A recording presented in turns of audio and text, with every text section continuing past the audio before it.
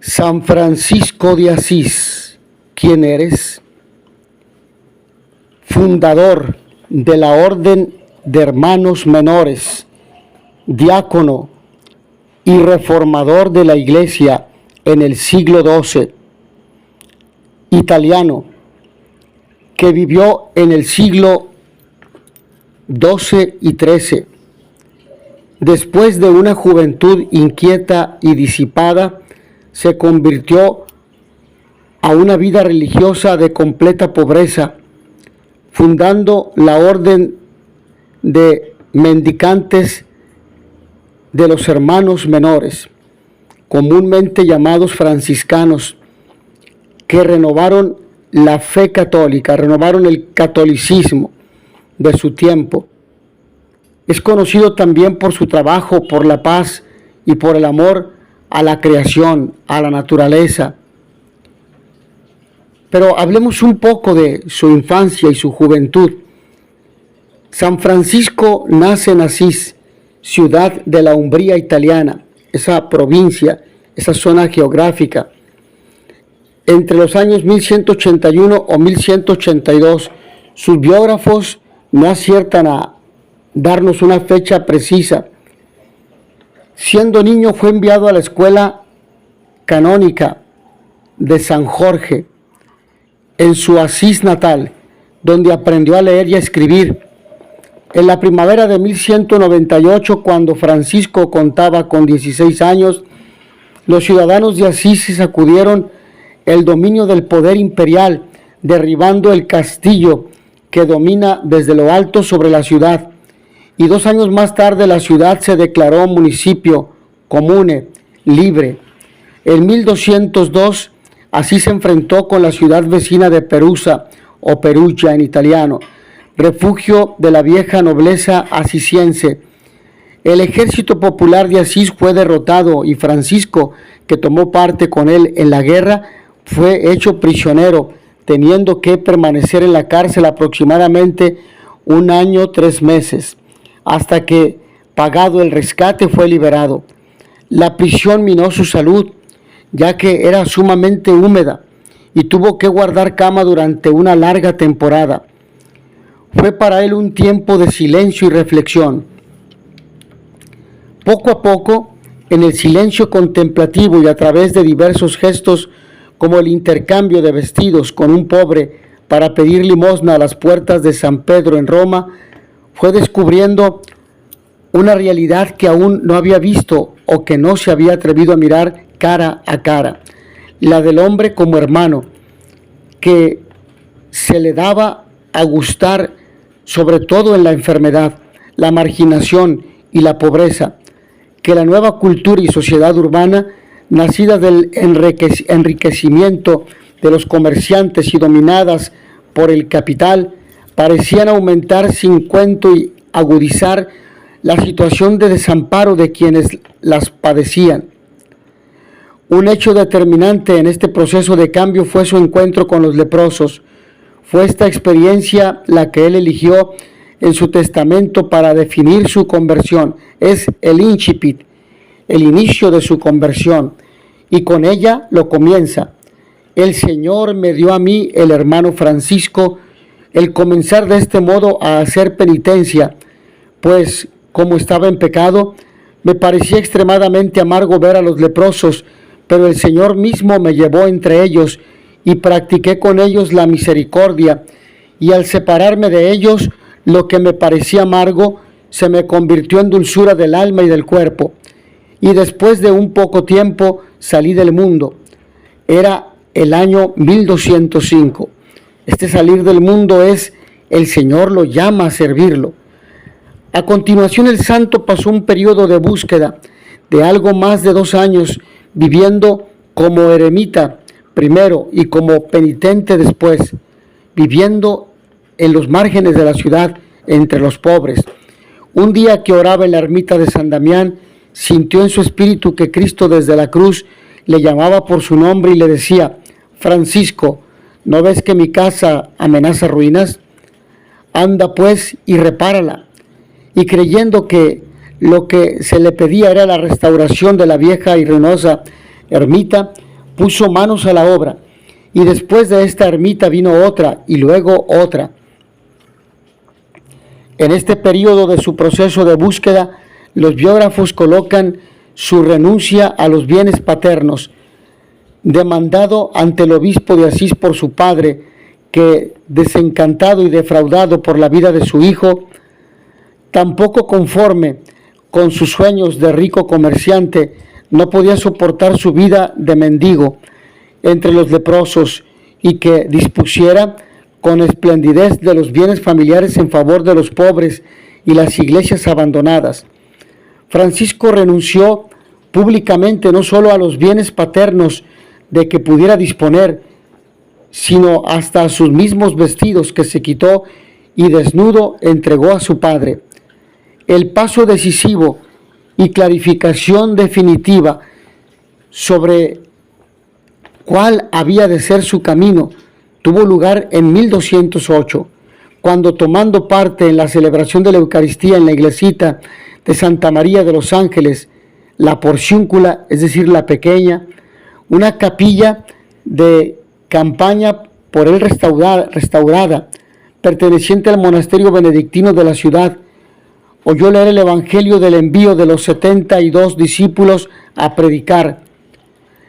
Terminada la misa, escribe el biógrafo Tomás de Celano, Fray Tomás de Celano, pidió humildemente al sacerdote que le explicase el Evangelio.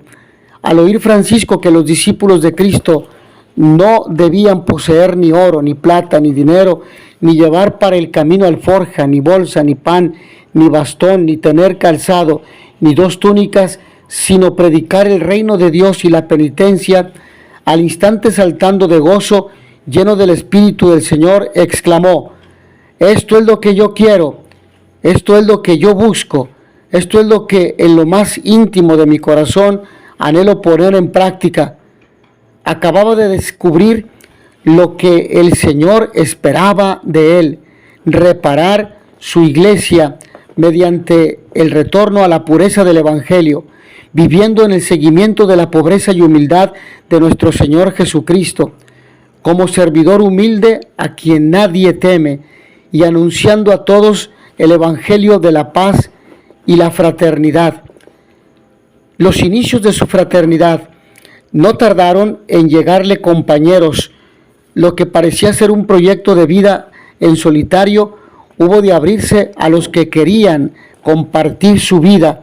En breve tiempo vio aumentar el número de sus compañeros con los que dio origen a su fraternidad. Orden de Hermanos Menores. Era un grupo espontáneo, igualitario, informal, en el que los que llegan parecían tener una única pretensión: vivir el Evangelio como Francisco, y una única norma: la vida del seguimiento de Cristo pobre y crucificado. El aumento numérico de los hermanos, la vida de cada día, con el relativo perfilarse de los objetivos comunitarios, hizo que su voluntad de vivir según la forma del Evangelio se concretara en algunos principios y normas elementales, como delimitación y configuración del ideal al interior del grupo, e instrumento de iniciación para los nuevos llegados. Escribió entonces para sí y sus hermanos presentes y futuros, dice Fray Tomás de Celano con sencillez y pocas palabras, una forma de vida y regla, sirviéndose sobre todo de textos del Santo Evangelio, cuya perfección solamente deseaba. Añadió con todo algunas pocas cosas más absolutamente necesarias para poder vivir santamente.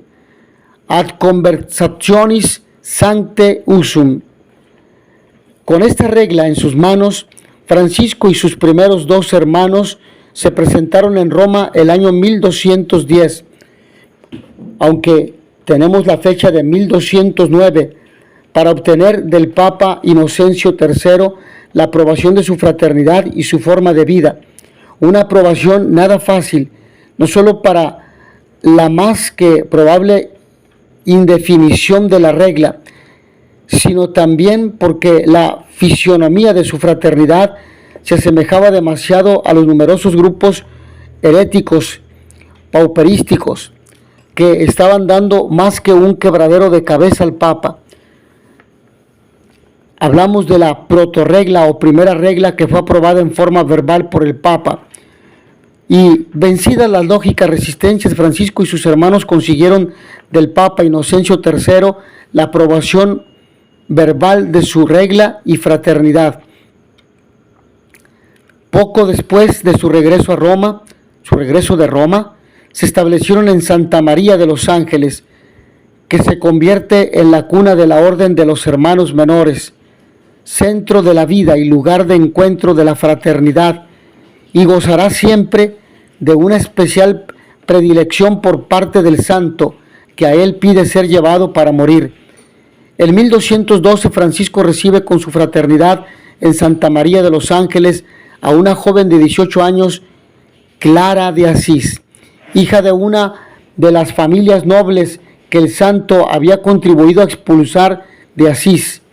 Su inspiración evangélica encontraba así acogida y expresión propia en el mundo femenino, y una profunda amistad y complementariedad carismática y espiritual unirá a ambos hasta el fin de sus días.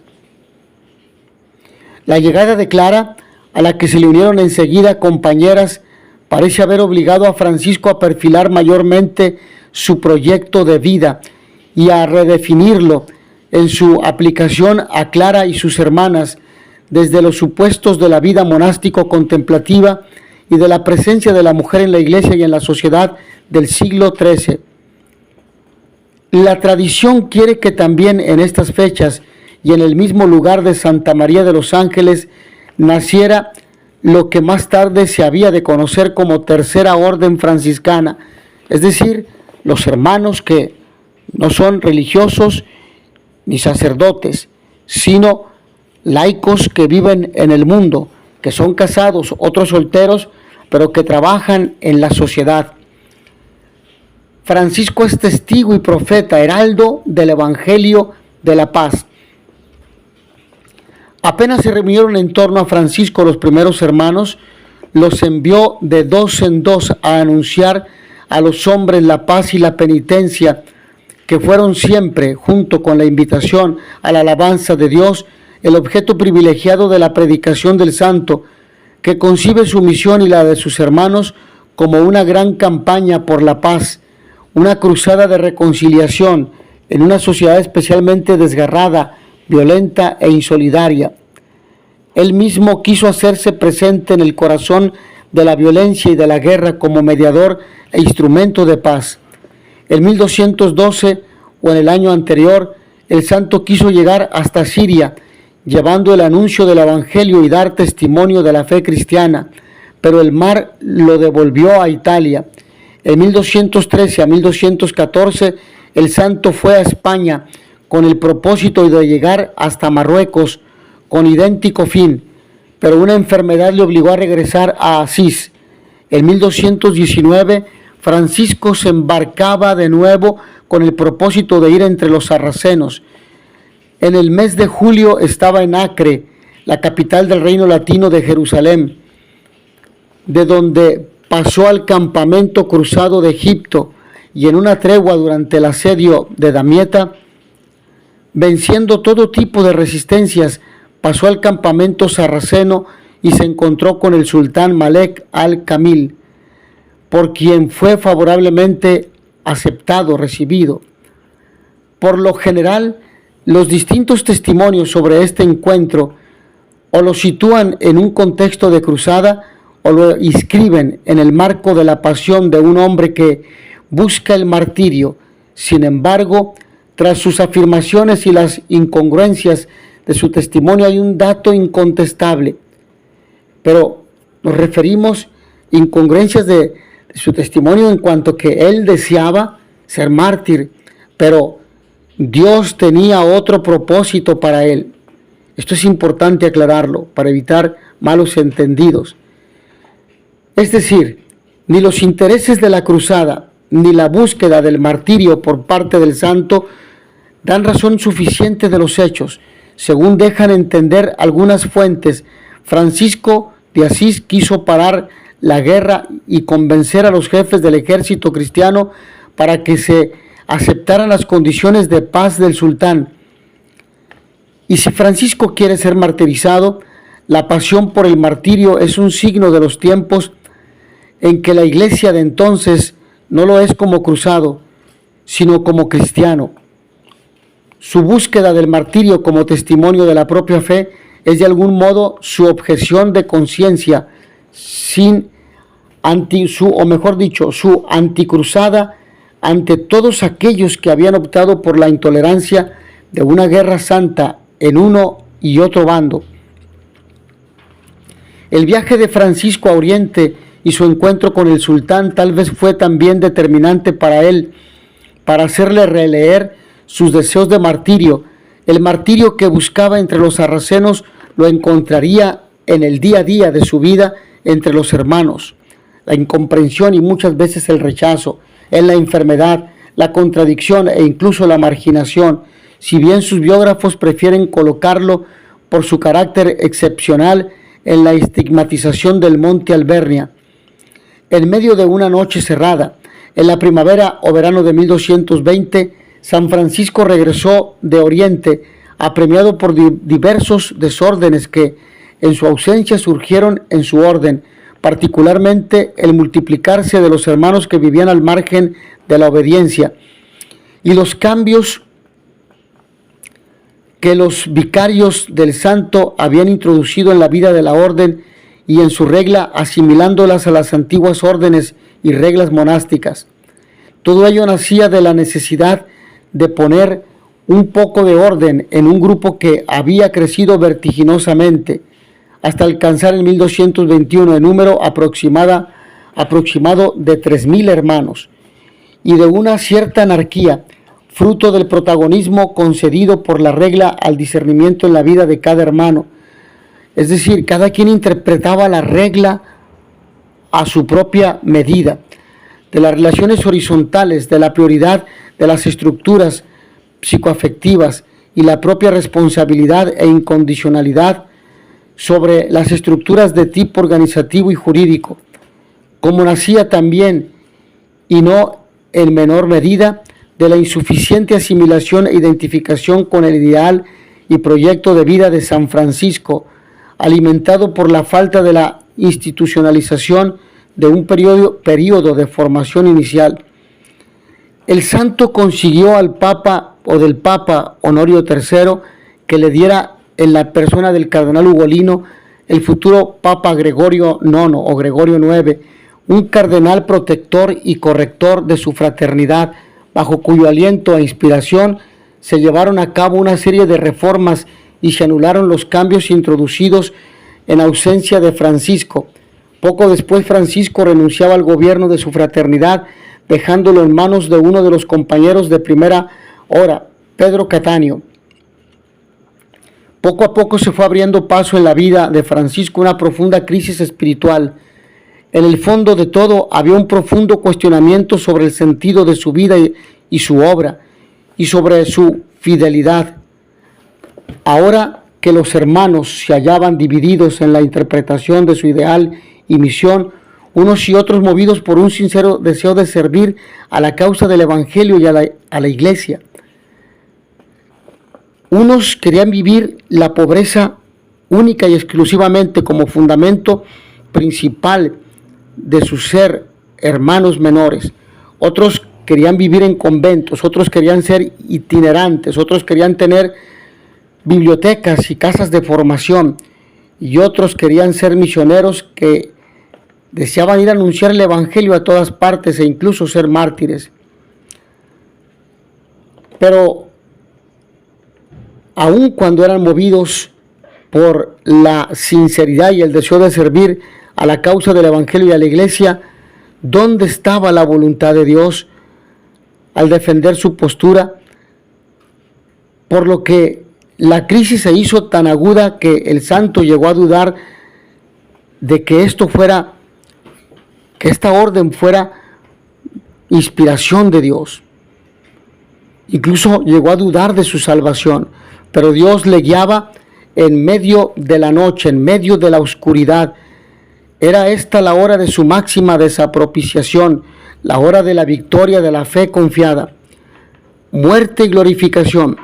Durante los últimos 3 años de su vida, y no obstante los cuidados que le prodigaron los que le acompañaban y el esfuerzo de los médicos, la enfermedad a la que se le añadieron los dolores de los estigmas fue compañera inseparable de San Francisco de Asís. En los primeros meses de 1225, antes de emprender el viaje a Rieti, donde los hermanos quisieron que se sometiera a cuidados médicos especializados, Francisco pasó a San Damián para despedirse de Clara y de sus hermanas. Fue en este tiempo cuando va a escribir, o hace, mejor dicho, escribir, dicta su Cántico de las Criaturas. Un ataque de conjuntivitis tracomatosa lo retuvo allí varios meses, encerrado en una choza para verse libre de la luz. Compuso entonces, como lo he dicho, con una explosión de júbilo, alegría y entusiasmo, la primera parte de su Cántico de las Criaturas, que en palabras de Renan, después de los Salmos, es el cántico más bello que existe en el mundo. Poco después, antes de salir de Rieti o a su regreso a Asís, añadió a su cántico la estrofa sobre la paz: loado seas, mi Señor, por los que perdonan por tu amor y sufren enfermedad y tribulación. Bienaventurados aquellos que la sufren en paz, pues por ti, Altísimo, coronados serán. En la primavera de 1226, en un nuevo intento por aliviarle el sufrimiento de sus múltiples enfermedades, le llevaron a Siena a un médico de la corte pontificia. Las molestias del viaje agravaron su estado, haciendo pensar que su final era inminente, por lo que Francisco dictó entonces una especie de testamento para sus hermanos, como memorial de su voluntad y sus intenciones. Como a causa de la debilidad y del dolor de la enfermedad no me encuentro con fuerzas para hablar, declaro brevemente mi voluntad a mis hermanos con estas 3 palabras: que en señal del recuerdo de mi bendición y de mi testamento se amen siempre mutuamente, que amen siempre a Nuestra Señora la Santa Pobreza, la Santa Dama Pobreza, y la observen, y que vivan siempre fieles y sujetos a los prelados y a todos los clérigos de la Santa Madre Iglesia. Restablecido un poco, se emprendió el camino de regreso a Asís. Después de una breve estancia en el palacio del obispo Guido, el santo, que como tal era ya generalmente considerado por sus conciudadanos, pidió ser trasladado a Santa María de los Ángeles. Días más tarde, conocedor de la proximidad de su muerte, añadió a su Cántico de las Criaturas la última estrofa: loado seas, mi Señor, por nuestra hermana, la muerte corporal. La última estrofa para la última hermana en abrazar. Más hermana, si cabe, que el resto de las criaturas, pues nunca Dios Padre estuvo tan cerca. Pocos días antes de su muerte, dictó su testamento definitivo, el último gesto del santo para traducir su magisterio espiritual y ejemplar en un texto que pudiera sobrevivir su muerte. Y en la serena tarde, en la serenidad del atardecer del 3 de octubre, después de abrazar de nuevo a la pobreza, haciéndose colocar sobre la tierra desnuda, y bendecir y exhortar a la fidelidad en su camino evangélico a todos sus hermanos, que ya eran unos 5,000, distribuidos por los más diversos lugares de la vieja Europa y el norte de África, se durmió en el Señor. Al día siguiente tuvo lugar el traslado de su cuerpo a la iglesia de San Jorge, dentro de los muros de la ciudad, donde fue sepultado. Clara y sus hermanas pudieron darle el último adiós a su paso por el monasterio de San Damián. El 16 de julio de 1228, el Papa Gregorio IX o Gregorio IX procedía a la canonización del Santo de Asís, y con la bula Mirachir Canos, fechada en Perusa o Perugia el 19 del mismo mes y año, con la bula Inter Sanctos del 13 de noviembre de 1979, el Papa Juan Pablo II declaraba al santo patrono de los ecologistas y el mismo Papa el 27 de octubre de 1986 convocaba en Asís, en torno a la figura de San Francisco, a los líderes de todas las grandes religiones de la tierra para orar por la paz, dando con ello origen a la Jornada por la Paz en el espíritu de Asís, que desde entonces se celebra anualmente en la misma fecha. San Francisco de Asís, ruega por nosotros.